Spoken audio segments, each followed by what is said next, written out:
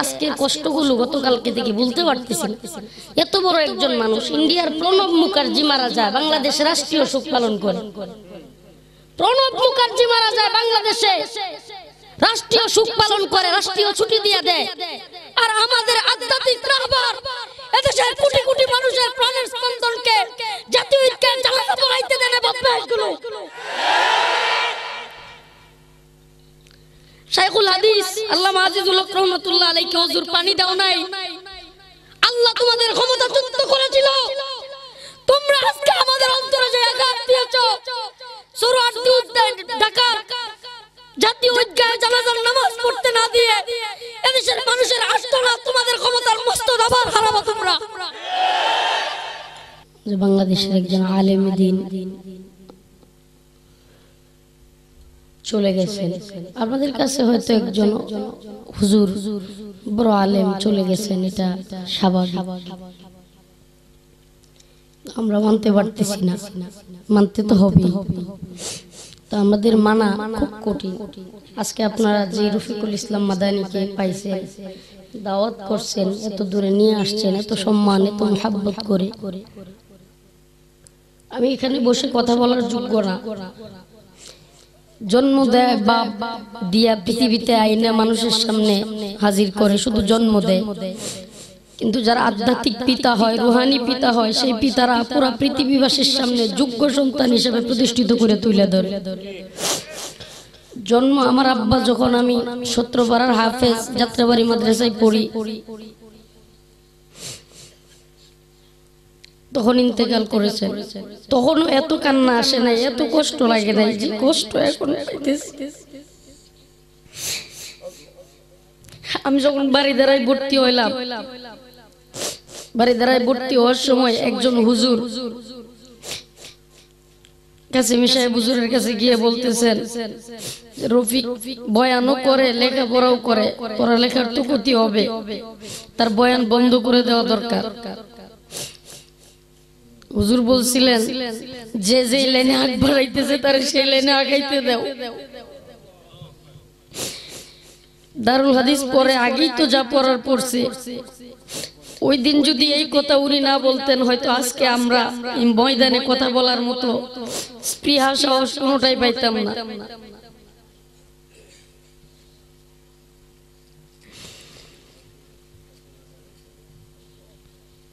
বয়ানের মঞ্চে বসলে হুজুরের কথা মনে হইতেছে। আমি শুধু আপনাদের সামনে হাসি একটু দোয়া নেওয়ার জন্য, কথা বলার মতো কোনো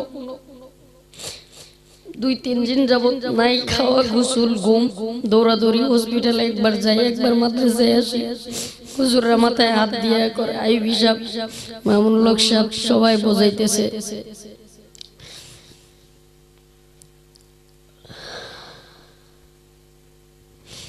আল্লামা নূর হোসেন কাসেমি জাতির কত বড় আধ্যাত্মিক রাহবার ছিলেন এবং কত বড় সিপাহ সালার ছিলেন, যিনি জীবনে কোনোদিন বাতিলের সামনে মাথা নত করেন নাই, কারো সাথে কোনো আপোষ করেন নাই, কোনো আপোষ করেন নাই। কথা শোনায় আপনাদেরকে অবাক হয়ে যাবেন। এদেশে অনেক বুজুর্গের লিস্ট, অনেক বড়দের লিস্ট আমাদের কাছে আছে, যারা মৃত্যুর আগে সরকার বরাবর দরখাস্ত দেয় যে আমার চিকিৎসার ব্যয় গ্রহণ করা হোক। আর আল্লামা নূর হোসেন কাসেমির খাদেম আমাদের বাড়িদারার একজন উস্তাদ আব্দুল্লাহ কাফি সাহেব, হুজুর যখন হসপিটালে গেলেন, ডাইকে নিয়ে বলতেছেন, আব্দুল্লাহ কাফি, আমার যে ব্যাংক অ্যাকাউন্ট আছে ওই অ্যাকাউন্ট ব্লক করে দাও। কয় কেন?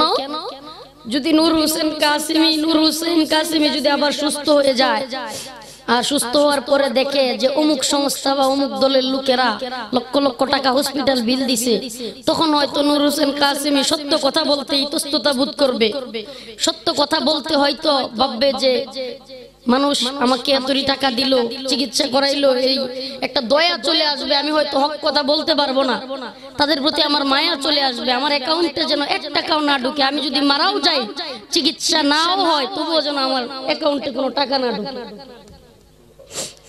এমন এক আল্লাহর বান্দা ছিল।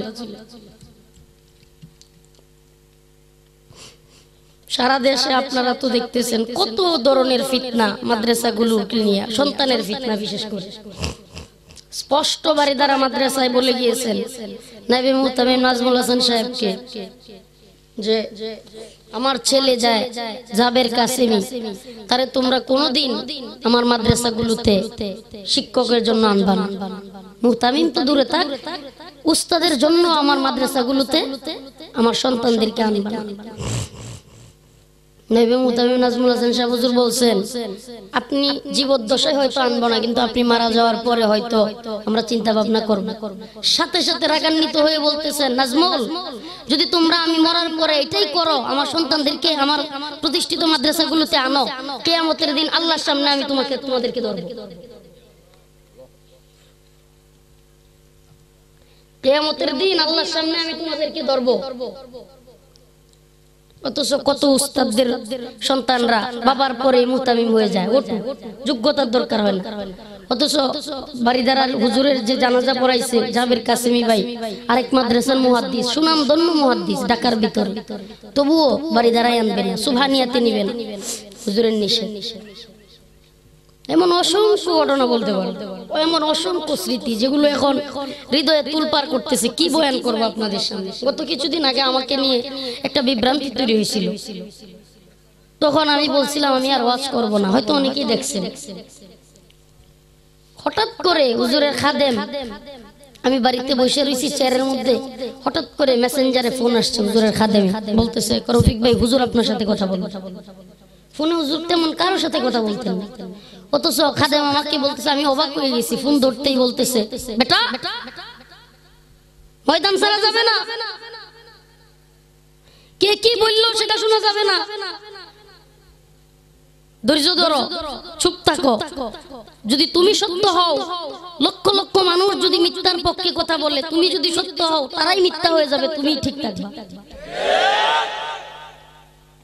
হক কথা বললে শত্রু থাকবেই। এভাবেই এই কয়েকটা কথা বলেছিল, কোনো জবাব দিতে পারিনি। আজকে কেমন জানি মনে হচ্ছে আমরা পিঠটি হারা হয়ে গেছি, মাথার উপর ছায়া নাই,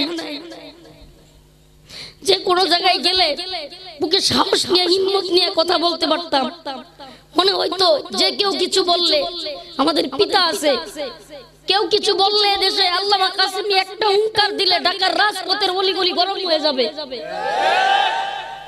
কেমন জানি দুর্বল হয়ে গেছি।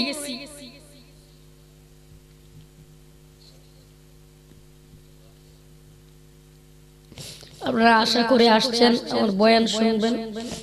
আসলে বাবা আমাকে মাফ করে দিয়েন আপনারা, আমি আপনাদের সামনে এসে উপস্থিত হইতে পারছি। আসলে আমি মনে মনে চিন্তা করতেছি, গতকালকের মাহফিল ছিল সোনারগাঁও নারায়ণগঞ্জ, ওখানে যাইতে পারি নাই। ওখানে শরীয়তপুরি সাহেব নুরুল ইসলাম জিহাদি সাহেব হুজুর ছিলেন, কেউই কালকের প্রোগ্রামই হয়নি, ওখানে কেউই যায়নি। লাশ রাইখা যাওয়ার তো কোনো ইয়াই ছিল না। জানাজা পড়াইছি, দাফন কাফন শেষ হয়েছে, হুজুরের জানাজা হয়েছে 9টার দিকে। জানাজার পরে জানাজার আগে বাবুনগরী সাহেব হুজুর বলতেছিলেন, কি এক মানুষ ছিলেন কাসেমি সাহেব, যে কোনো কিছুতে আমরা সাহস নিয়ে ঢাকায় ঢুকতাম। ঢাকা শহরের ঢুকলে মনে হইতো যে কাসেমি সাহেব হুজুর আছেন, যে কোনো সাহসী সিদ্ধান্ত উনি নিবেন। আজ কাসেমি সাহেবের কাজ কে করবে? বাবুনগরী সাহেব হুজুর এই কথা বলার সাথে সাথে লক্ষ লক্ষ মানুষ হাউ মাউ করে কাঁদতেছিলেন। কাসেমি সাহেব হুজুরের রেখে যাওয়া এই কাজ কে করবে? দেখেন আপনারা যারা জমিয়ত করেন, কথার কথা বলতেছি, জমিয়তে উলামা ইসলামের মহাসচিব ছিলেন হুজুর। এখন বলেন তো, জমিয়তে উলামা ইসলামের মহাসচিব হুজুরকে এখন হুজুরের ইন্তেকালের পরে ঢাকার মঞ্জুরুল ইসলাম আফেন্দি সাহেবকে করা হয়েছে মহাসচিব ভারপ্রাপ্ত। তো আমি আপনাদের কাছে একটা কথা, এটা শুধু কি আমাদের মনে নাকি আপনারাও বুঝেন দেখি বলেন তো? হুজুরের কাছে যাওয়া এমন অসংখ্য মানুষ, অসংখ্য ভক্ত, অসংখ্য হুজুরের ছাত্র যারা আফেন্দি সাহেবের সম পর্যায়ে,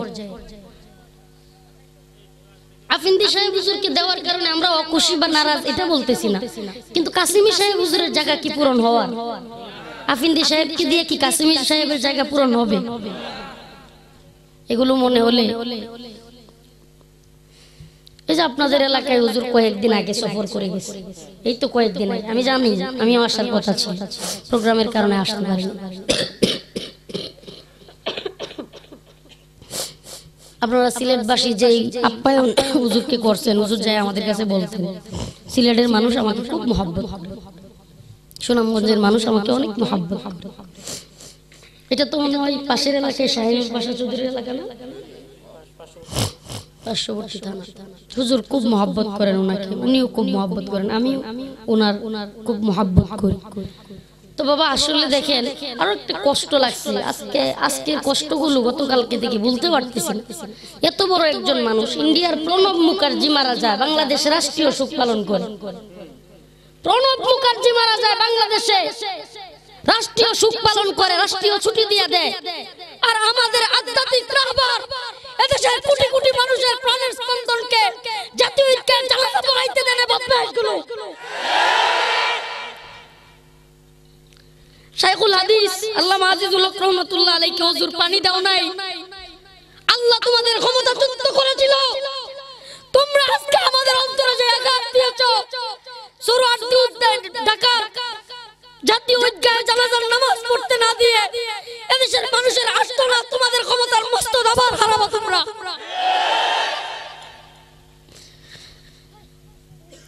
জানাজা যদি ঈদগাহের মাঠে হইতো, লক্ষ লক্ষ মানুষ আরামসে নামাজ পড়তে পারতো, ঘোষণা হয়ে গিয়েছিল, সেই জায়গায় বাধা দিয়ে ফেলছে। আজকে এগুলো মনে হইলে মনে হয় বলতে পারবো না কি মনে হয়, কি করতে মনে হয়।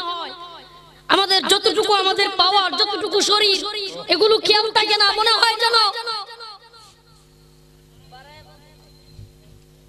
প্রণব মুখার্জি মারা যায় ইন্ডিয়াতে, এদেশে শোক পালন করে, এদেশের মধ্যে শোক পালন কইরা এদেশে আনুষ্ঠানিকভাবে রাষ্ট্রীয় শোকের ঘোষণা দেওয়া হয়। আর এদেশের একজন কোটি কোটি মানুষের হৃদয়ের ভালোবাসার স্পন্দন জানাজা প্রমাণ করে বাইতুল মুকাররমের আশপাশ চতুর্দিকের রাস্তাঘাট সব ব্লক হয়ে গেছে। আপনারা যারা দেখেছেন, জানাজা প্রমাণ করে কত বড় আল্লাহ ওয়ালা ছিলেন তিনি।